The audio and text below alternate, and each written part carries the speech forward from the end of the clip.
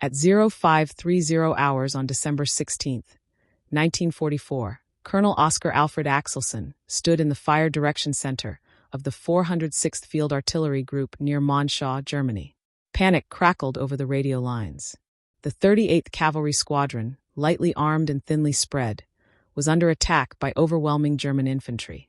The enemy pressed through the forests of Belgium and Luxembourg with ruthless precision, and American forces risked total annihilation.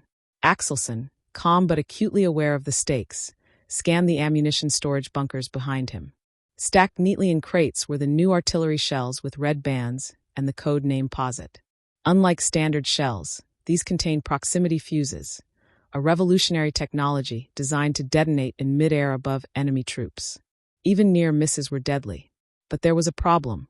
The fuses were classified at the highest level, comparable to the atomic bomb, and Supreme Commander Dwight Eisenhower had not authorized their use. The Pentagon feared that if even a single dud shell fell into German hands, enemy engineers could reverse-engineer the technology, potentially neutralizing Allied air superiority. Using them without authorization could mean a court-martial. Yet Axelson had no time to debate regulations. He gave the order to load the POSIT shells and open fire. Minutes later, artillery rounds screamed through the sky, detonating 30 feet above German positions. Infantrymen were cut down by shrapnel they could neither anticipate nor avoid. Foxholes offered no safety, and even log-reinforced bunkers were torn apart by high-velocity fragments. Axelson had unwittingly fired the first land-based proximity-fused artillery shells in the European theater. For the Germans facing them, it was a weapon their own scientists had deemed impossible. That day marked a turning point in modern warfare, blending physics, engineering, and military necessity into a single decisive tool. The story of the proximity fuse actually begins months and years earlier, in the grim reality of early World War II. On December 7, 1941, Japanese aircraft attacked Pearl Harbor, exposing a critical flaw in American anti-aircraft defenses. Thousands of shells equipped with timed fuses were fired at incoming planes, but these fuses depended on gunners calculating speed, altitude, and time of flight, complex calculations made under extreme stress. The results were often catastrophic. Many shells detonated on impact with the ground, killing civilians in Honolulu. Even those that exploded at altitude rarely hit their targets. The system was ineffective, wasting ammunition and leaving ships vulnerable. Modern aircraft were simply too fast, too maneuverable, and too high for time-fused shells to consistently hit them. The U.S. Navy recognized the urgent need for a fuse that would detonate automatically near the target. Conceptually, this was simple. A small radio transmitter in the nose of the shell would emit signals. When reflected off an aircraft or troop formation, a receiver would trigger the detonation. But executing this idea was extraordinarily difficult. Artillery shells undergo forces unimaginable to ordinary electronics. A shell fired from a 5-inch naval gun accelerates to 2,800 feet per second within the barrel, subjecting components to 20,000 G-forces while spinning at 25,000 revolutions per minute. Any conventional vacuum tube or circuit would be pulverized instantly. Yet the proximity fuse required small, robust electronics that could survive these conditions, along with a battery system, safety mechanisms, and weatherproofing. German scientists had worked on proximity fuses since the early 1930s, experimenting with acoustic, electrostatic, and radio frequency triggers. By 1943, they concluded that building a vacuum tube-based fuse for artillery was impossible. The acceleration forces destroyed every design. British scientists, meanwhile, had achieved working fuses for rockets by 1940, but attempts to adapt them for artillery consistently failed. They brought these prototypes to the United States in 1940, hoping American industry could solve the manufacturing challenges. The project fell to Section T of the Department of Terrestrial Magnetism at the Carnegie Institution, led by physicist Dr. Merle Tuve. Tuve understood that the concept was simple, but engineering it under extreme stress and making it mass-producible was the true challenge. He assembled a team of physicists, engineers, and industrial experts, creating a collaboration that would eventually include companies like Western Electric, Raytheon, General Electric, RCA, Sylvania, and Kodak. The first major hurdle was the vacuum tube. Standard tubes shattered under the extreme G-forces of artillery firing. Western Electric and Rathan adapted miniature hearing aid tubes, reinforcing glass envelopes, redesigning filament mounts, and subjecting them to test firings exceeding 20,000 G. Iterative testing and redesign produced a tube that could survive, small enough to fit inside a shell with other necessary components. Batteries were another problem. Conventional designs could not survive the firing shock. Engineers created a reserve battery system, activated only by the setback force of firing. Safety mechanisms used centrifugal mercury switches and timers, ensuring shells could not detonate until safely away from friendly forces. By August 1942, live fire tests off Chesapeake Bay aboard the USS Cleveland proved the design worked. Drone aircraft were destroyed repeatedly, demonstrating a near-perfect kill rate without direct hits. The Navy had, for the first time, a reliable weapon that could automatically detonate near-moving targets. This was a game-changer. From there, the project scaled rapidly. Factories across the U.S., many repurposed from unrelated industries, began mass-producing proximity fuses under strict secrecy. Crosley Corporation, for instance, transformed a barrel organ factory in Cincinnati into an assembly line, producing millions of units. Costs dropped from $732 per fuse in 1942 to $18 by 1945. Workers assembling the fuses were largely unaware of what they were building, knowing only that it was critical to the war effort. The secrecy was comparable to the Manhattan Project. The first combat use of a proximity-fused shell occurred in the Pacific aboard the USS Helena in January 1943. Japanese aircraft were destroyed with ease, confirming the tactical advantage. Within months, the technology became indispensable for naval defense, particularly against kamikaze attacks. By mid-1944, the fuses were deployed over England to counter V-1 cruise missiles. Initially restricted to coastal guns to prevent technology falling into enemy hands, the fuses dramatically improved interception rates, eventually destroying over 2,000 V-1s during the campaign. Despite these successes at sea and in the air, the U.S. Army hesitated to deploy the fuses over land, fearing German engineers might reverse-engineer the technology. That hesitation ended on December 16, 1944, when Axelson faced an immediate tactical crisis. The 406th Field Artillery Group, equipped with posite shells, provided a deadly, unseen shield for the 38th Cavalry Squadron. The artillery detonated in mid-air above German infantry, killing soldiers in foxholes, trenches, and bunkers. For the Germans, the technology was inexplicable. Their best scientists had declared such fuses impossible.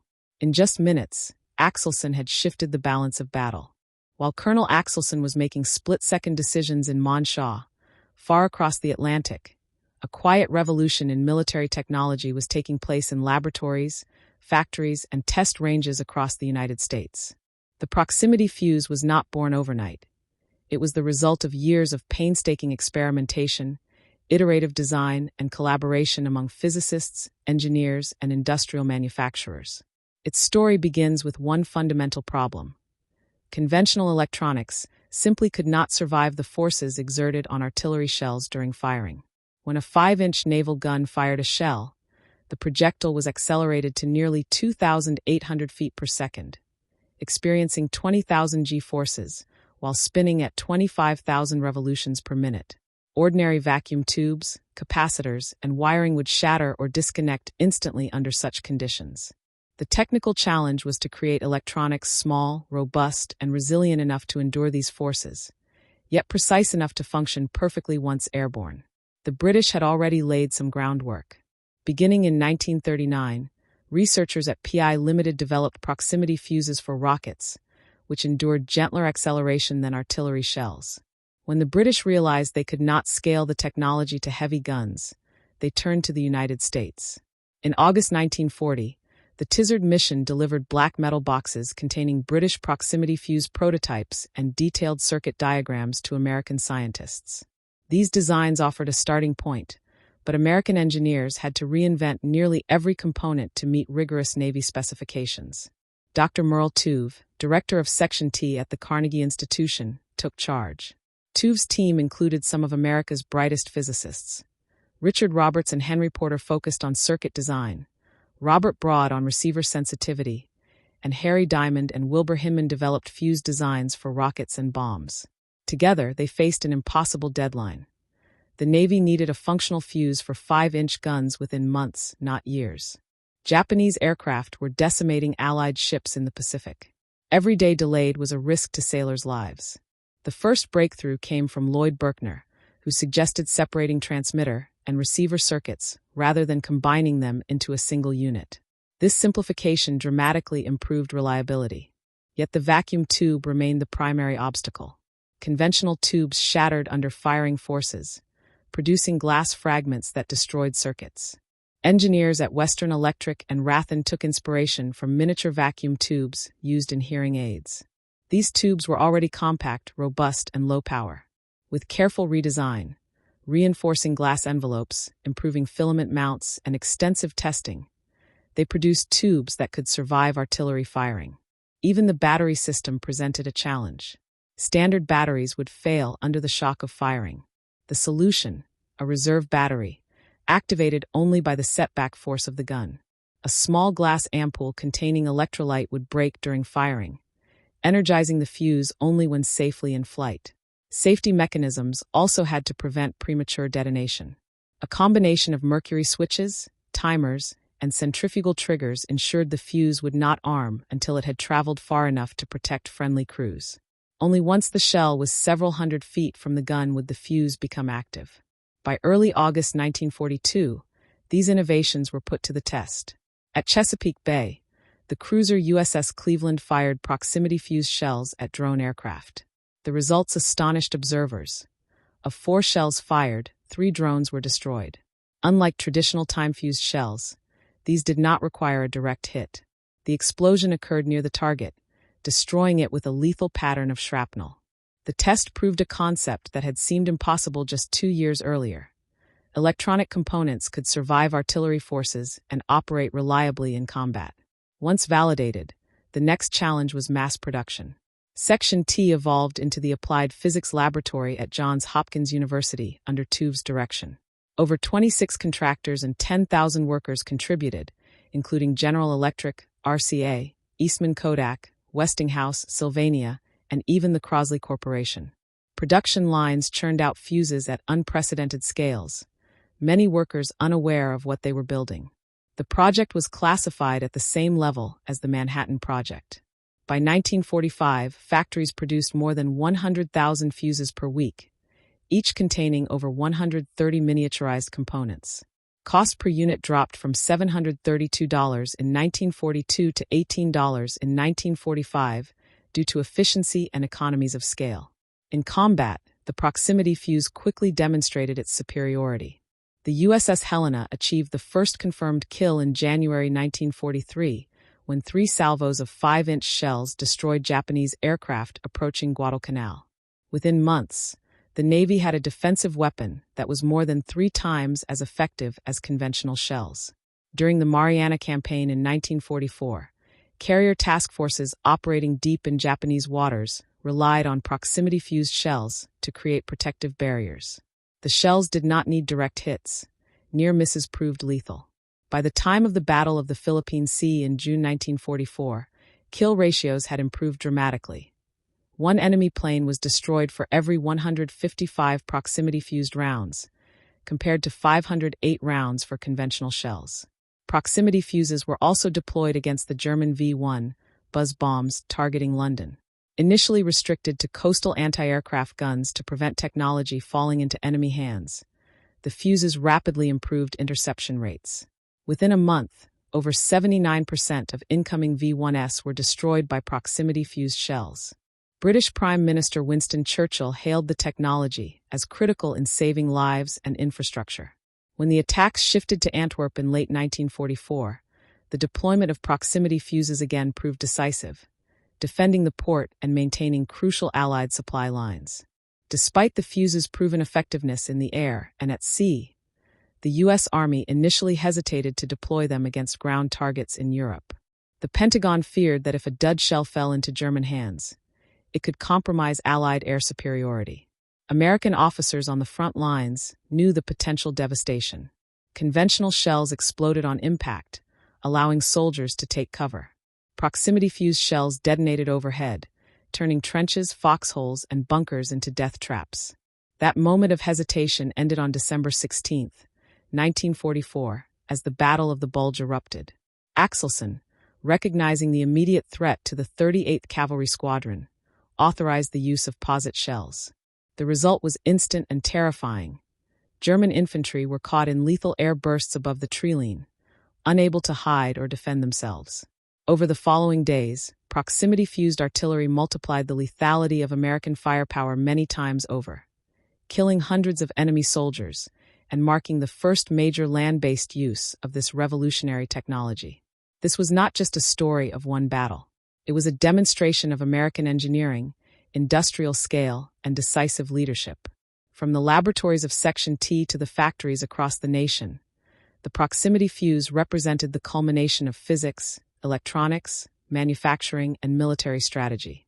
Every component, from reinforced vacuum tubes to reserve batteries and safety timers, contributed to a weapon that would change warfare forever.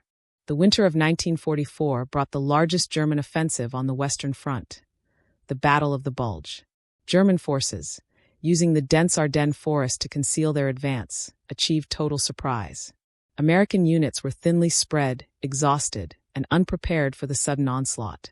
Tanks, artillery, and infantry surged westward toward the Meuse River and the vital Belgian port of Antwerp. The stakes could not have been higher. Amid this chaos, Colonel Oscar Axelson at the 406th Field Artillery Group faced a critical decision. The 38th Cavalry Squadron, lightly armed and spread across forested terrain, was being overrun by German infantry. Conventional artillery would have had limited effectiveness. Shells exploding on impact would not reach soldiers hiding in foxholes or behind logs. Axelson made a choice that would change the course of that skirmish. He ordered the loading of posite shells, the Army's proximity-fused artillery, and gave the command to fire. The results were immediate and devastating. The first shells screamed through the sky, detonating 30 to 50 feet above the ground, raining shrapnel on the advancing German soldiers. Foxholes offered no protection. Log-reinforced bunkers were shredded by high-velocity fragments. German infantry, expecting to take cover from standard artillery, found themselves exposed to a weapon they could not see or anticipate. In the first few days of December 16 to 19, 1944, American units reported that entire German squads were annihilated before reaching defensive positions. Some soldiers charged into artillery fire, hands raised, screaming "Kamerad," in a desperate attempt to surrender, only to be struck down by air bursts. Estimates suggest that by December 23, 2,000 German soldiers had fallen to proximity-fused artillery in just a matter of days. Among the most shocking single incidents was at the Sauer River near Echton, Luxembourg, where Patton's Third Army caught a German battalion attempting to cross the river. Artillery units fired a concentrated barrage of posite shells, killing 702 soldiers in one strike, a lethality unprecedented in modern warfare. The psychological effect on German forces was profound. Soldiers in trenches and foxholes, previously confident in their protection, now faced invisible death raining from above. Prisoners described a sense of dread and helplessness, unable to predict when or where the next shell would explode. Minor mutinies occurred. Some troops outright refused orders to move into areas targeted by American artillery. Commanders were forced to acknowledge that traditional defensive tactics were ineffective against this new technology. Meanwhile, the Germans attempted to recover and reverse-engineer captured posite shells. In late December 1944, they seized an American ammunition dump containing 20,000 proximity-fused artillery shells. Engineers examined the fuses meticulously. They recognized sophisticated electronics, but were utterly unable to comprehend how the devices survived artillery firing. The Germans' own research had concluded that vacuum tubes could not endure the 20,000 G-forces and 25,000 revolutions per minute rotation. They assumed the fuses were defective or designed for a different purpose. By the time the Germans realized the true nature of the weapon, the war was nearly over, and their industry lacked the capacity to develop countermeasures. Throughout the Ardennes, proximity-fused artillery shattered conventional tactics. German patrols, caught in massed barrages, were decimated. American ordnance officers reported scenes resembling a meat grinder, with multiple bodies strewn across forests and open fields. High-velocity fragments penetrated every type of cover, including reinforced bunkers and heavy logs. Forward observers noted that even poor weather conditions, overcast skies, snow, fog, did not diminish the fuse's effectiveness, as the technology did not rely on visibility. The artillery simply detonated at the optimal height above enemy positions. American forces gained a tactical advantage that went beyond raw numbers. Artillery barrages became more than just fire support. They were a weapon of psychological warfare. Soldiers knew that areas under artillery fire were lethal even if they were behind cover. The Germans had no practical way to counteract the technology, as it required electronics and manufacturing capabilities they could not match. The proximity fuse forced German units to disperse more widely, dig deeper fortifications, and move faster, all while under relentless threat from American artillery. The Battle of the Bulge, which began as a surprise German offensive, gradually shifted momentum. By late January 1945, American forces had regained control over the Ardennes.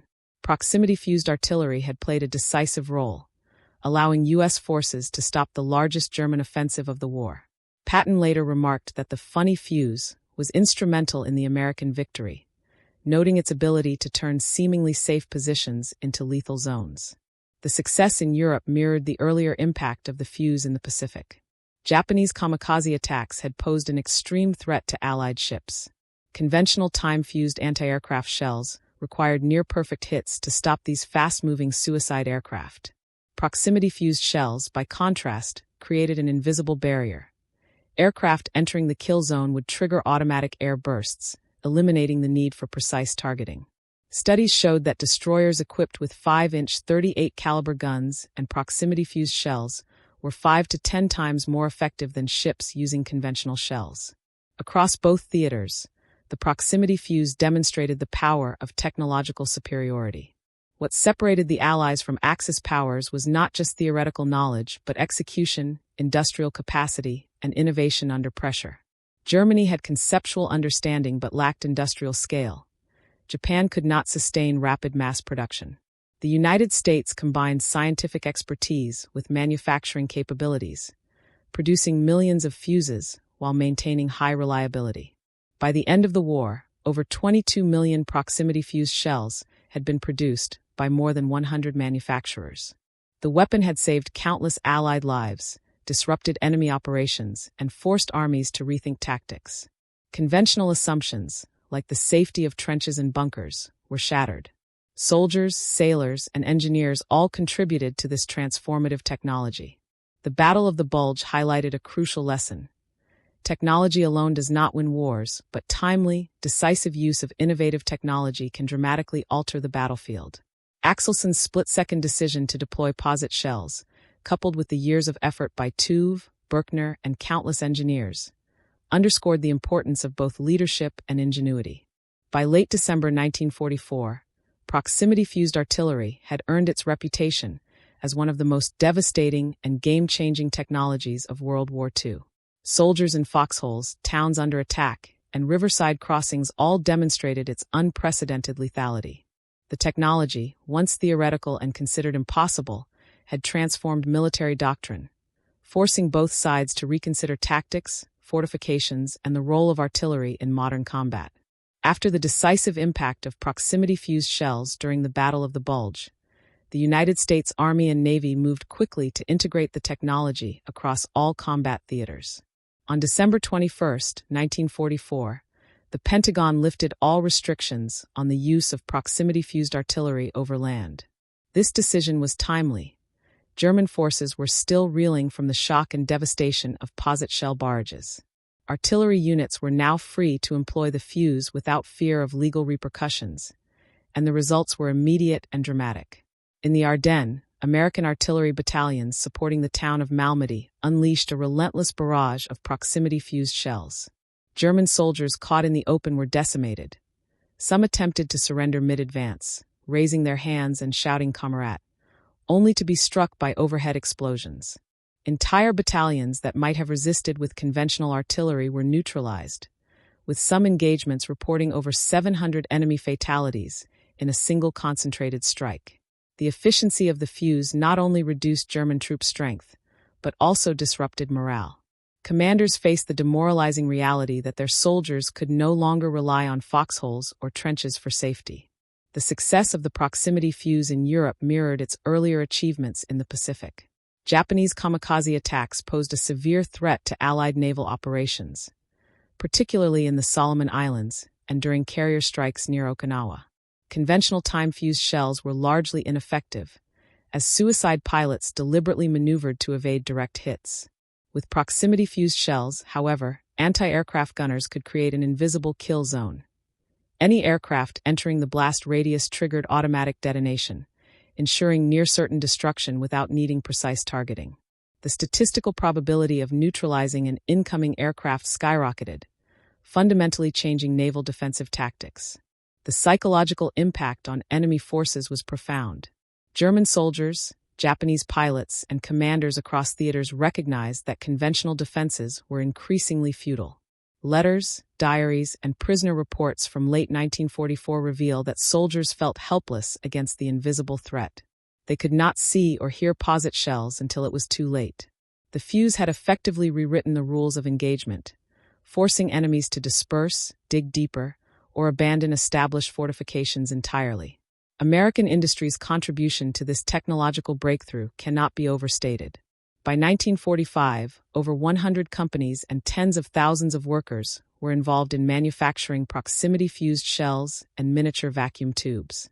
Firms such as Crosley, RCA, General Electric, Eastman Kodak, and Western Electric had repurposed entire production lines to meet wartime demand. At peak production, more than 100,000 fuses were manufactured each week, illustrating the remarkable scale of industrial mobilization. Despite this massive effort, workers remained largely unaware of what they were producing, as secrecy was paramount. The project maintained the same classification level as the Manhattan Project. The success of the proximity fuse extended beyond immediate battlefield results. Militarily, it transformed artillery doctrine. Army planners no longer assumed that foxholes and trenches were invulnerable. Defensive positions now required dispersion, camouflage, and additional countermeasures against airbursts. Offensive strategies evolved as well. Commanders could use artillery barrages to clear paths for infantry, destroy fortifications more efficiently, and reduce casualties among their own forces. In the Pacific theater, the fuse's effectiveness against aircraft allowed the Navy to maintain operational superiority, even in areas threatened by kamikaze attacks. The destroyer USS Hugh W. Hadley set records by shooting down 23 enemy aircraft in 90 minutes, while nearby ships accounted for dozens more. Such feats were previously unimaginable with conventional ammunition. The fuse allowed Allied forces to operate in conditions and locations that had once been considered extremely high risk, fundamentally enhancing strategic flexibility. The long-term legacy of the proximity fuse is equally significant. It illustrated the power of systematic engineering, mass production, and collaboration. The technology had been conceptualized and explored by multiple nations before the war, but only the United States possessed the industrial base, skilled workforce, and organizational coordination necessary to turn theory into reliable mass-produced combat technology. British scientists had provided initial designs, but it was American ingenuity that solved the engineering challenges and scaled production. German engineers had explored similar concepts, but failed to overcome practical limitations. Section T, led by Dr. Merle Tuve, exemplified how focused scientific effort, rigorous problem-solving, and collaboration with industry could produce results with decisive impact on warfare.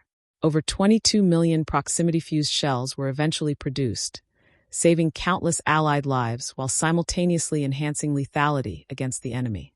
The project demonstrated that technological advantage in warfare is not achieved through theoretical breakthroughs alone, but through execution, manufacturing scale, and timely deployment. After the war, recognition for the project remained limited. Dr. Tuve continued his work at the Carnegie Institution, focusing on geophysics and radio astronomy. He received honors, including the Presidential Medal for Merit and recognition from Britain, but he rarely spoke publicly about the proximity fuse. The thousands of workers and engineers who had built and tested the devices largely returned to civilian life without ever knowing the full extent of their contribution. Soldiers and sailors who benefited from the technology were unaware of the intricate electronics that had made their artillery and anti-aircraft defenses far more effective. The impact of proximity-fused artillery endured beyond World War II.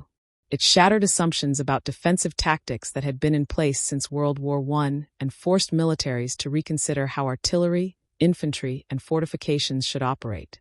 It highlighted the increasing role of electronics, miniaturization, and precision engineering in modern combat.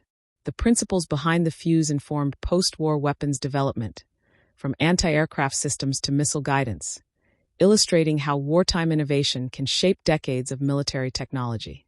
Even today, the proximity fuse is remembered as one of the most influential technologies of World War II. Its effectiveness in Europe and the Pacific, combined with the scale and secrecy of its production, exemplifies the intersection of science, engineering, and strategic decision-making. Its legacy serves as a testament to the countless unsung heroes, scientists, engineers, factory workers, and officers like Colonel Axelson, whose expertise and courage turned an impossible concept into a decisive weapon on the battlefield. In summary, the widespread deployment of proximity-fused shells in late 1944 and 1945 demonstrated how innovation, industrial might, and leadership could dramatically influence the outcome of war. The shells killed thousands of enemy soldiers, neutralized the kamikaze threat, and forced a re-evaluation of traditional military tactics. With the conclusion of World War II in 1945, the proximity fuse transitioned from a closely guarded wartime secret to a subject of historical and technological analysis. For decades, the immense contributions of the scientists, engineers, and military personnel behind the fuse remained largely unknown to the public. Its impact, however, was undeniable. The fuse had saved countless Allied lives, multiplied the effectiveness of artillery, and fundamentally altered combat tactics. Dr. Merle Tuve, who had directed Section T at the Carnegie Institution and later the Applied Physics Laboratory at Johns Hopkins University, continued his career in scientific research after the war. Despite the magnitude of his work, he maintained a low public profile. Tuve consistently emphasized that the success of the proximity fuse was a collaborative achievement involving thousands of engineers, physicists, factory workers, and military officers. Public recognition was limited during his lifetime, reflecting his belief that scientific accomplishment should be measured by its results rather than individual fame.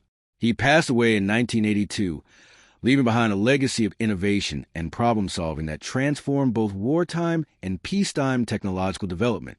The soldiers and sailors who had benefited directly from proximity-fused ammunition often had little understanding of the technology they relied on. Anti-aircraft gunners, artillery units, and naval crews experienced firsthand the unprecedented lethality of posit shells, yet few knew that each shell contained miniature radar sets and vacuum tubes engineered to withstand forces that conventional electronics could not endure. Factory workers across America assembled these complex devices under strict secrecy, many never learning the purpose of their work until after the war. The scale and precision of production demonstrated the extraordinary capabilities of American industrial mobilization and highlighted how technical expertise and mass manufacturing could combine to create strategic advantage. The technological implications of the proximity fuse extended well beyond the immediate battlefield. For the first time, armies and navies had a weapon that could reliably detonate above the enemy, negating the traditional safety of trenches, foxholes, and fortifications. This forced military planners to rethink the fundamentals of tactical positioning, troop dispersal, and fortification design. The principle of an airburst weapon became a standard consideration in post-war artillery doctrine, influencing the development of subsequent generations of munitions, including nuclear artillery shells and precision-guided projectiles. In Europe, the use of proximity-fused shells had demoralizing psychological effects on German troops. Prisoners recounted being caught in barrages that detonated unpredictably above defensive positions, leaving them exposed and helpless. Entire battalions hesitated to advance or refused orders, effectively paralyzing German formations in critical moments.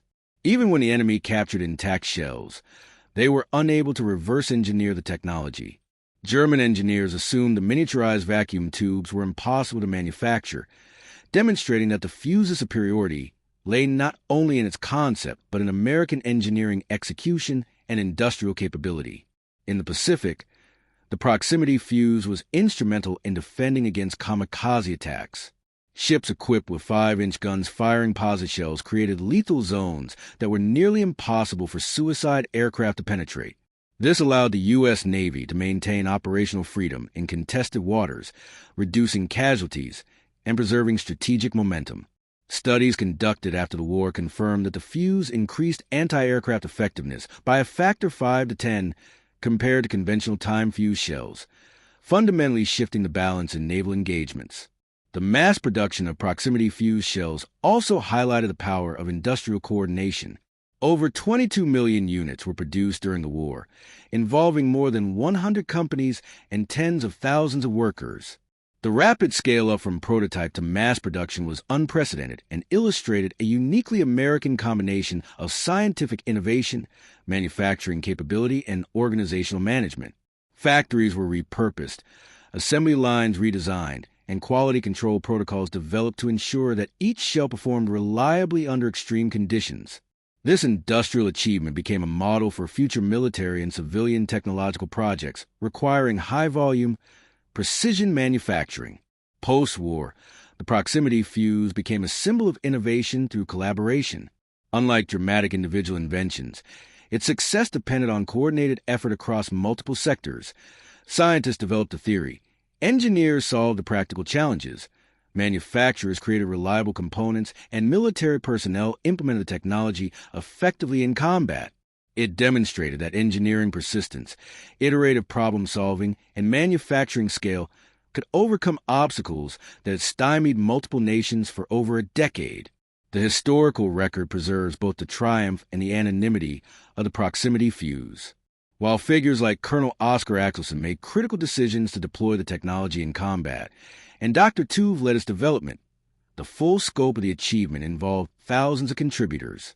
Their work not only saved Allied lives, but also changed the course of battles, such as the Battle of the Bulge and the Pacific naval campaigns. German and Japanese forces were confronted with a weapon that combined ingenuity, lethality, and unpredictability, which they could neither counter nor replicate in time to affect the war's outcome. In conclusion, the proximity fuse stands as a monument to applied science and industrial ingenuity. Its story illustrates that technological superiority is achieved not solely through conceptual breakthroughs, but through meticulous engineering, rigorous testing, and mass production under strict secrecy. The weapon's immediate impact, thousands of enemy casualties, enhanced Allied survivability, and decisive tactical advantages, was matched by its enduring influence on military strategy, weapon design, and the understanding of how innovation shapes warfare. Even decades later, the principles behind the proximity fuse continue to inform modern munitions, missile systems, and defensive technologies. Its creation underscores the enduring value of collaborative problem-solving, industrial might, and courageous leadership, reminding us that behind every battlefield innovation lies a vast network of unseen hands and minds shaping history. The proximity fuse may have been a funny little device in the eyes of soldiers at first, but it became one of the most transformative technologies of World War II, and its legacy endures in military science and technology to this day.